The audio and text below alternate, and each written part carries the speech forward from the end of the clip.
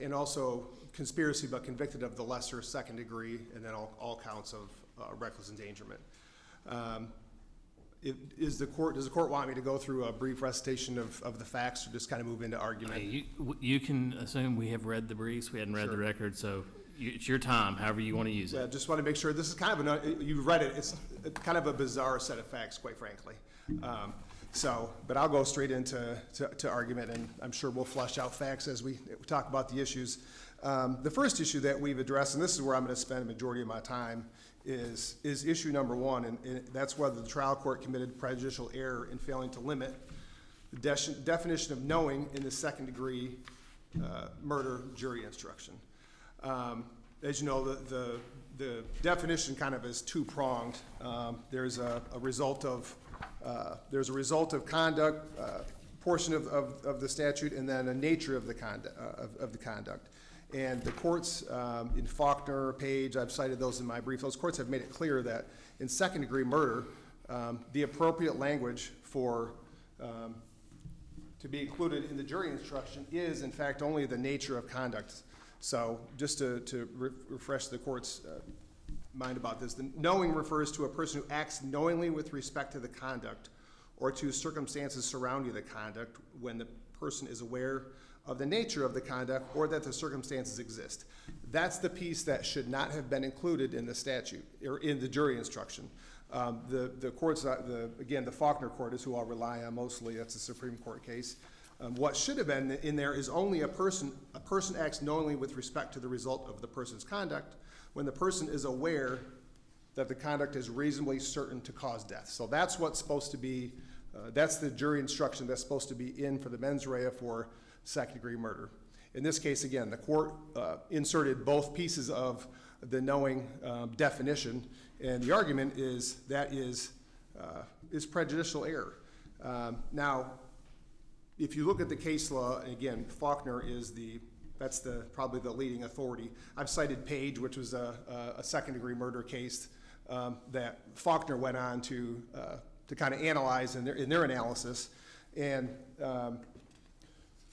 Faulkner said that it's harmless error, basically. In Faulkner's case, they said it's harmless error. Now, it's important to point out that Faulkner was, first of all, it's a first degree murder case, and the facts in Faulkner were significantly different, and they were overwhelming.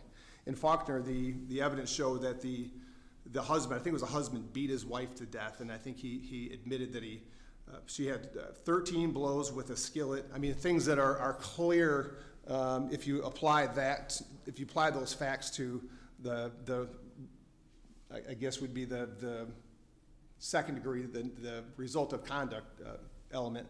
Clearly, he would know that he's reasonably certain to cause death. But the analysis in Faulkner was also plain error because it was not raised until the appeal. And so we're here dealing with harmless error analysis because it was raised in the motion for new trial. But what's interesting about Faulkner is, and this is where some of the facts I think differentiate, is because this was kind of a new area that the court was exploring, they looked to some other cases, even around the country, and they've looked at, let me see if I can find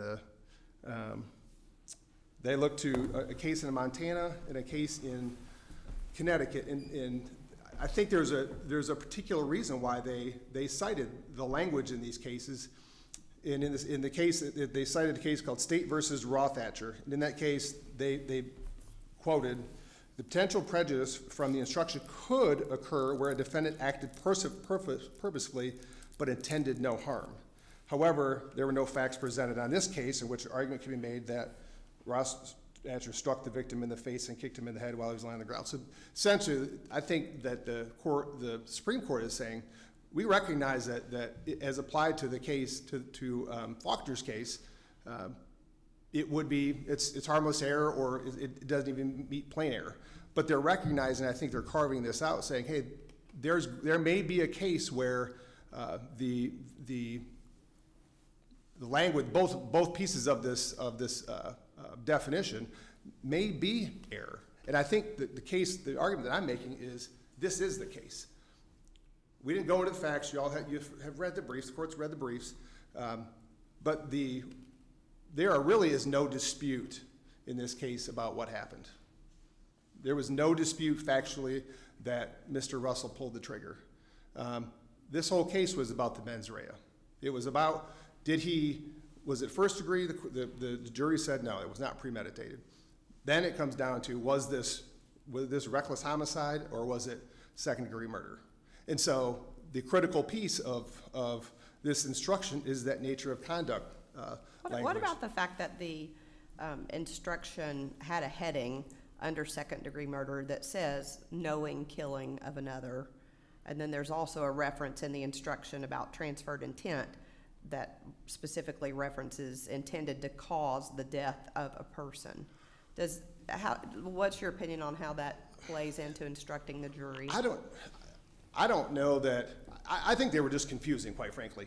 I'm just going to go back to the actual, what I read, the definition of knowing to me is confusing to me, and I'm a lawyer. So when you talk about transfer intent, I mean, my argument was there was no intent at all. And that's where, again, the facts are important to be flushed out. You know, the state argues that he shot 15 times at a window. Well, it's not what happened. I mean, the evidence shows that he was at least 50 yards away in a vehicle, and out of 15 shots that were fired, generally at the house, they could only account for 4 of them.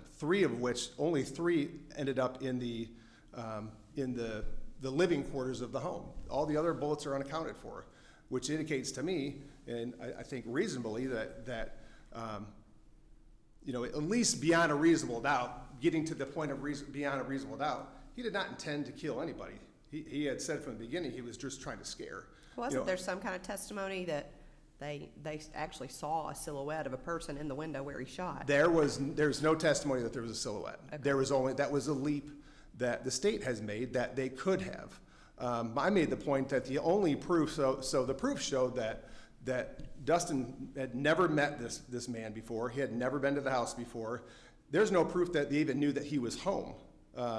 In fact, there's testimony about the picture. There was a picture of what appeared to be, kind of a display of a hand like this, and it showed a house in the background, and captioned on the text was, "This your house?" ? And then right after that, shots went out.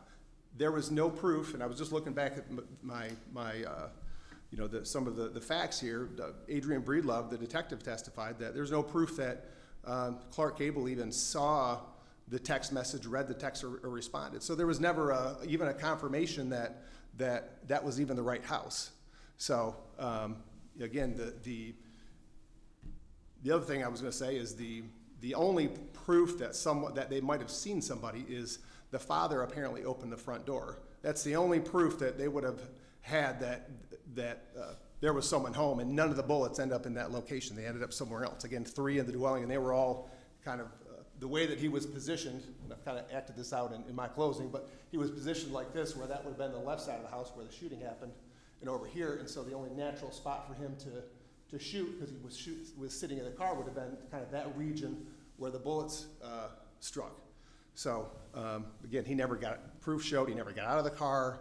Again, it was 50, I think it was 56 feet or 56 yards from where the shooting occurred to the window. And again, the blinds were wooden blinds. They're not the cheap ones. They're wooden blinds, and they were closed. That was the evidence showed that they were closed. But your argument really is more, at least now, is a factual argument that the jury resolved, and not so much a definition of knowing argument. You're making a factual argument saying, well, they didn't prove this, they didn't prove that. Well, they proved that was the house. They proved that somebody shot at it. They proved this, they proved that. And the jury was to weigh whether or not he was trying to scare them or whether or not he was trying to kill them. That's the jury's. That's up to the jury. Sure. Your issue is, hey, he defined knowing this way, and then in the instruction he defined it another way, or vice versa, however which way it went. So that's the issue. Sure, and actually, the next issue I'm going to stick with what I'm arguing, but we're really talking sufficiency. I made the same argument. I think it was insufficient to support, even with the right instruction, I think the evidence is insufficient to support the jury beyond a reasonable doubt saying, hey, we are not 100%, but we are beyond a reasonable doubt he was aware that his conduct was reasonably certain. That's the important word, the reasonably certain to cause the result, which would be death. I think it's a stretch to say that he was reasonably certain to cause death, especially in light of the fact that if 15 shots were fired, 3 hit the dwelling in a place he had no idea. There's no proof he knew anybody was in the house except for the father who would have been out the. Except for he fired 15 shots. He may be a bad shot. He fired 15 shots at a house. I mean, there's some level in that at which you know what you're doing, and you know what could happen if you fire 15 shots into a home. Well, it's not like he was standing in an open cotton field and just fired 15 shots down the field. That's exactly why I think that there's an issue with the instruction, because now we're talking about the circumstances and the conduct, and that's what the jury got to hear. The jury got to hear knowing refers to a person who acts knowingly with respect to the conduct or to circumstances surrounding the conduct. When the person is aware of the nature of the conduct or that the circumstances exist. That's exactly what you're talking about, and that's why I think that as applied to this case, it was erroneous to put that in. It was prejudicial to have that in the jury instructions, because it's exactly what the jury, I think, at least has an opportunity to look at. Because if you take that out, yes, it's certainly that it could happen, it's possible. It's also, it's 50-50. It could happen, it might not happen. But that's exactly, I think that's my, you're talking about a 3,500, it's a very large house, all brick, and it just, I mean, it was horrible luck, and he's paying the price, obviously, and so is the family. We certainly acknowledge that. But as it refers to the instruction, that's why I believe the instruction is, in this case, as applied to this case, is in fact erroneous. And I've already kind of made any other questions, I'm going to move on to kind of already, it's the same argument for insufficiency. I'm going to skip and just rely on my briefs for the third issue, which is the application of an enhancement factor, and move on to the fourth issue, which is the application of a consecutive sentencing factor found in 4035-115 B4, and let me just get to that point here. The trial court determined that Mr. Russell was a dangerous offender whose behavior indicates little or no regard for human life and no hesitation about committing a crime in which the risk to human life is high. However, the Wilkerson case, the Supreme Court case from 95, says that the court must also find that an extended sentence is necessary to protect the public against further criminal conduct by the defendant, and that the consecutive sentences must reasonably relate to the severity of the offenses committed. And I think the state even agrees that the court did not articulate the Wilkerson factors, which leaves the court with the authority to either conduct a de novo review and either reverse or make their own determination whether there's sufficient facts to support that enhancement factor. What I'm asking the court to do is to find that enhancement factor is not applicable. That goes back to, number one, Mr. Russell has this time had no record. It's where the facts, the bizarre facts come out that he thought that he was trying to protect a girlfriend that he thought, obviously wrongfully, was being targeted for human trafficking. He's got no record whatsoever. And as bizarre as it is, in their mind, they were trying to protect her. Yes, they should have gone to the police, but he's paying the price. I'm not sure that, I just don't believe that consecutive sentencing was appropriate in this case. Any questions? Thank you. Thank you.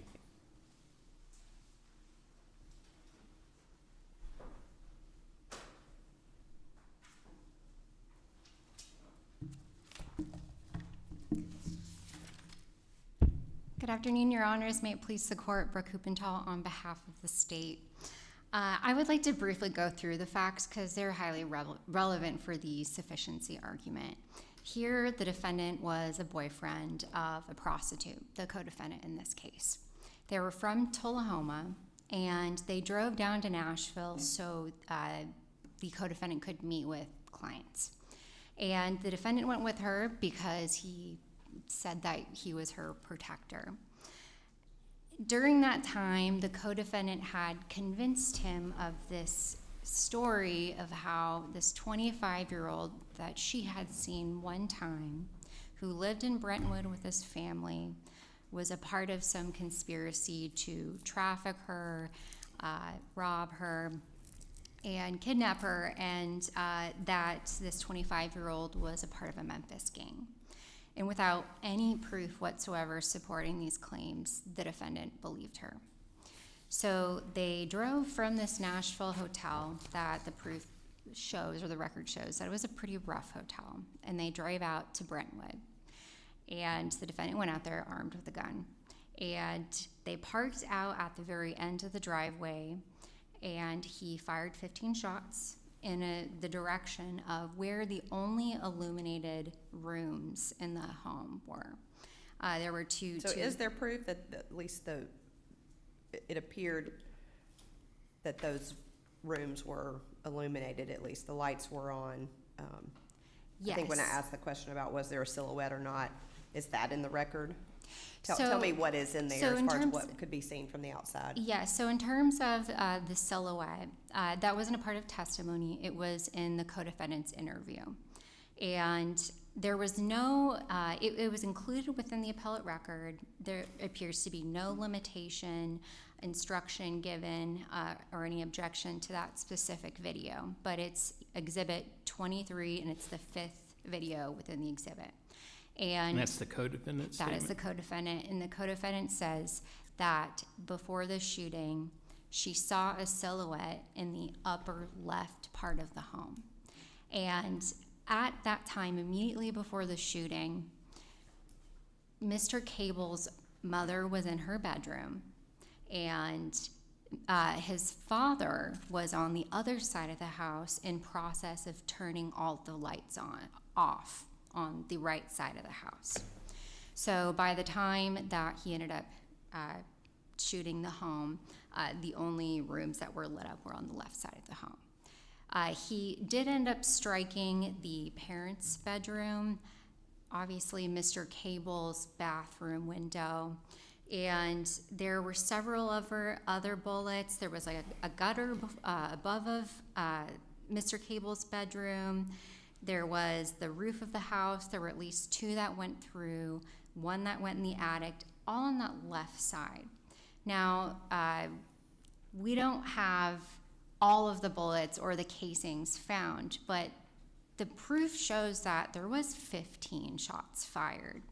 And at that time, there could have been stray bullets. We don't know what happened to them, but the bullets that happened to hit the home were all on that left side. Now, after the shooting, they fled. They made up a plan. They headed out west, and they eventually were arrested in Arizona. And during the interviews, the co-defendant and the defendant met on several occasions during the Phoenix Police Department's interviewing, and they were joking and laughing about how they were the original gangsters, that they were running from the law, and additionally, when his mother, he had told his mother before he fled about the killing, and his mother had testified that he had no remorse whatsoever. And she also explained that his story, she described it as crazy. And so essentially the 15 rounds at where the lights were in the home, and also taking a step back, throughout that night on the day of the offense, the co-defendant was sending threatening text messages, making calls, saying that, you better watch out, I'm coming for you. I know where you live. Is this your mom's name? It would suck if something bad happened to them. So there was clear motive and intent here. And also, this court has found that firing a gun at a victim satisfies the knowingly requirement. And here, there was sufficient proof to show that there was a silhouette. Even if we don't consider the co-defendant's interview, looking at that small space in the bathroom, the lights were pretty bright. Even if the windows were drawn, it was up for the jury to decide that proof, and ultimately they resolved it in favor of the state. Going into the instruction, the way the trial court had laid it out was a little bit different. Second-degree murder was entirely separate from the definition of knowingly. They had listed out the entire charged and lesser included offenses, and at the end of the offenses, there was a definition section where they defined terms like knowingly, intentionally, and so in the knowingly definition, there was both the result of conduct and nature of conduct definitions. There was no or included between the two. And additionally, as Judge Ayers, you had pointed out, when the court had described Tennessee's version of transferred intent within the second-degree murder instruction, it specified that if you find beyond a reasonable doubt that the defendant intended to cause the result, the death of a person, then the killing of another, even if not the intended victim, would be second-degree murder. So having that description as being a result of conduct offense, and juries are presumed to have followed instructions. Is that what that instruction says, though? I mean, does that instruction say, jury, you can disregard the nature of conduct portion of knowingly as it relates to second-degree murder? It doesn't say that. I fear sometimes that we put a lot on juries when it comes to these jury instructions. And could it be maybe asking them a bit too much to read the transferred intent section as being a limitation on the knowingly definition elsewhere in the instructions? Well, in this case, there was no limitation on excluding nature of conduct. And if this court feels that the inclusion of the nature of conduct definition was erroneous, it would be harmless error in this case, as State versus Page specifies. Now, even though a court includes both nature of conduct and result of conduct in the same, definition, if it includes the entire definition of knowingly, if the court had included or, meaning you have to find this or this, that would be a constitutional error. But that's not what happened here. It just listed the two definitions entirely. And again, it was totally separate from the second-degree murder instruction.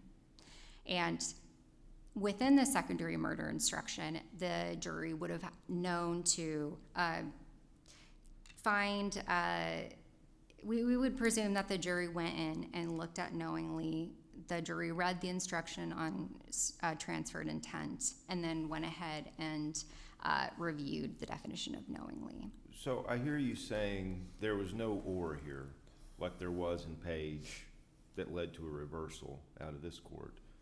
So I'm hearing you say this case is more like Faulkner and Rogers, where the or was absent and they're just saying that extra language is surplusage, it's harmless error.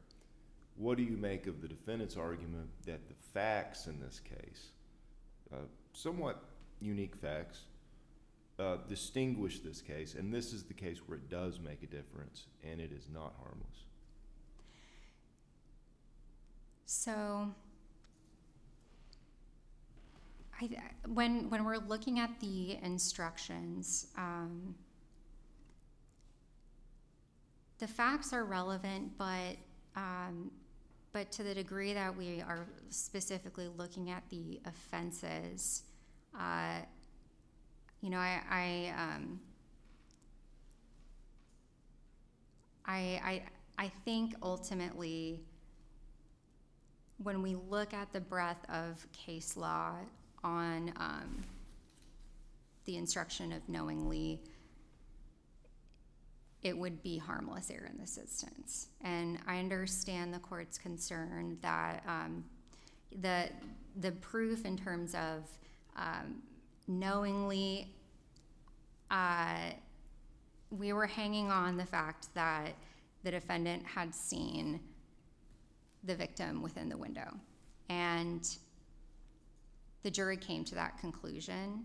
And this court has held many times that firing a gun at a victim would constitute knowing killing. And so here, I think that the facts necessarily wouldn't exclude that finding. And I would be happy to submit supplemental briefing on the issue as well. And because the defendant did not address the additional issues, I will rely on my brief. And unless this court has any further questions, He did talk about the Wilkerson factors. The state Oh, concedes yes. there were no Wilkerson factors yes. discussed, really. Yes, and that is a key issue as well. I apologize.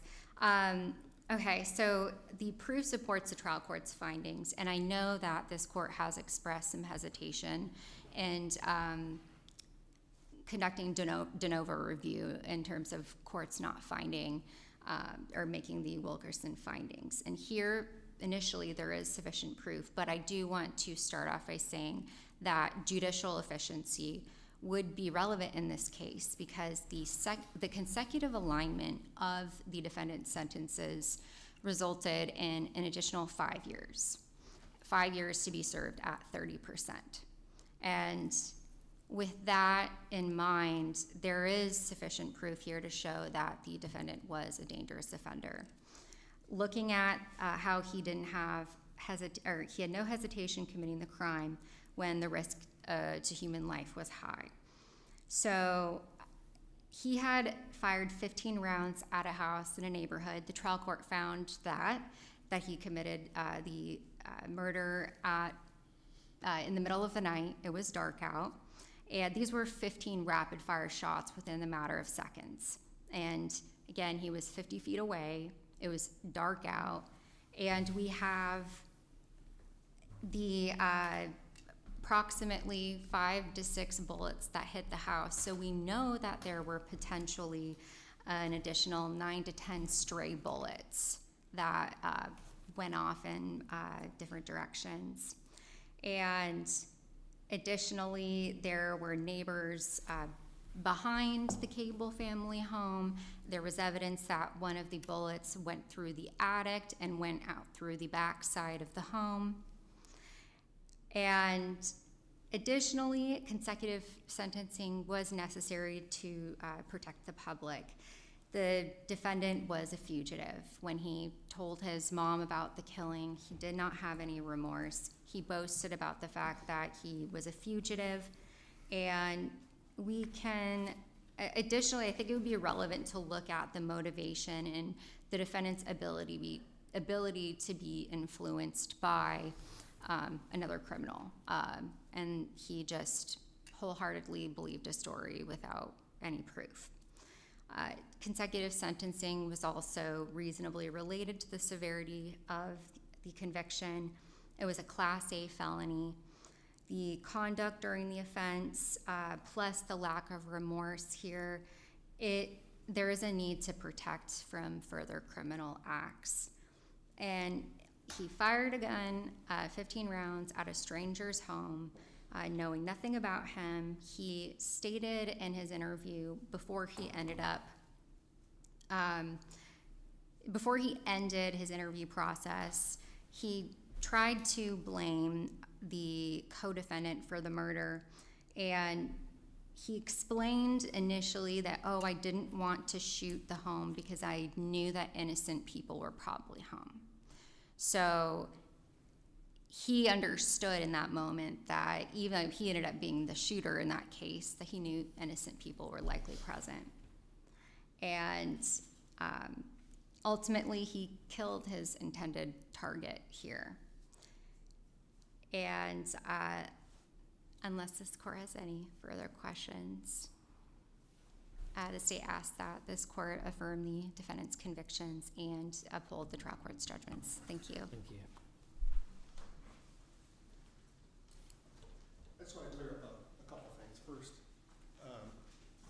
I want to remind the court that, you know, the state's argument, I understand it, but the intent was used, and he was acquitted of premeditated first-degree murder and conspiracy to commit first-degree murder. So I think that's important for the court to remember, that the jury said, no, we don't think that there's beyond a reasonable doubt. We can agree that he intended, he shot, had a plan, and killed this man, and that was the plan.